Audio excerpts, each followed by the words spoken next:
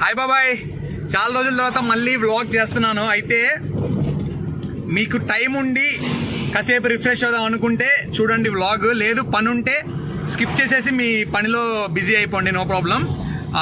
Like share subscribe అని నేను అడగను, ఎందుకంటే మీరు చూడటమే నాకు మహద్భాగ్యం. ఇంకా మళ్ళీ అది కూడా అడగను నేను మీకున్న బిజీ స్కెడ్యూల్లో. బట్ ఈరోజు ఏంటి ఈ వ్లాగ్ స్పెషల్ అంటే, ఈ మధ్యకాలంలో మన ఆంధ్రప్రదేశ్కి బాగా ఫ్లడ్స్ వచ్చేసి చాలా లంక గ్రామాలు మన విజయవాడ సైడ్ అంతా మునిగిపోయినాయి కదా.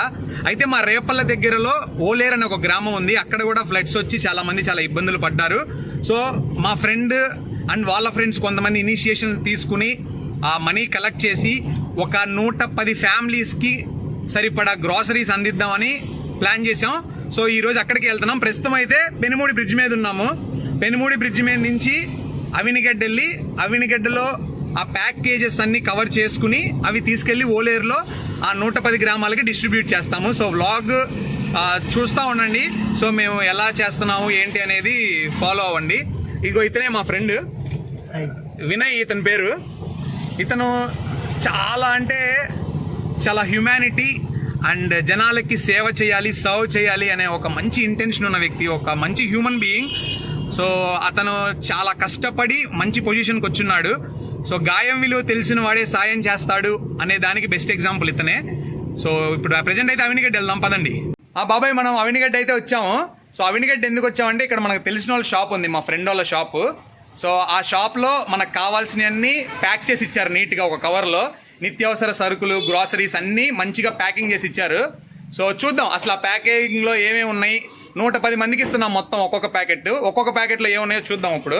గోధుమ పిండి కేజీ, బొంబాయి రవ్వ అర KG, oil packet half KG, ఉల్లి హాఫ్ కేజీ, సేమియా ప్యాకెట్ ఒకటి, త్రిబుల్ ఎక్స్ బట్టల సోప్ ఒకటి, చింతాల్ టాయిలెట్ సోప్ ఒకటి. 110 మందికి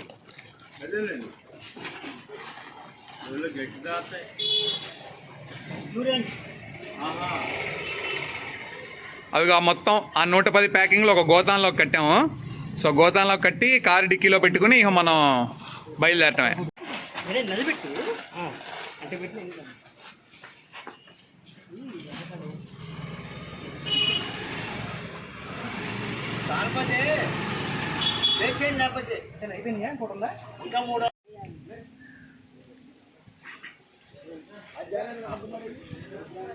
బాబాయ్ ఓలేరు వచ్చాం మనం ఇప్పుడు.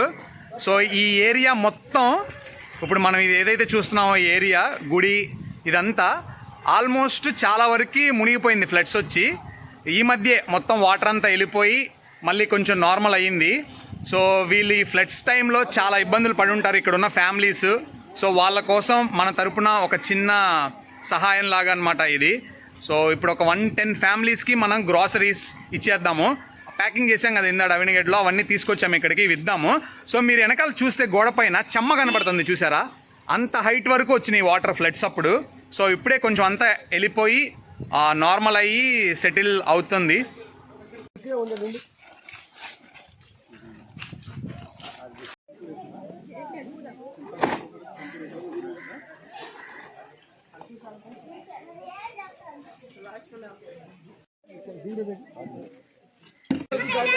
సరే సరే.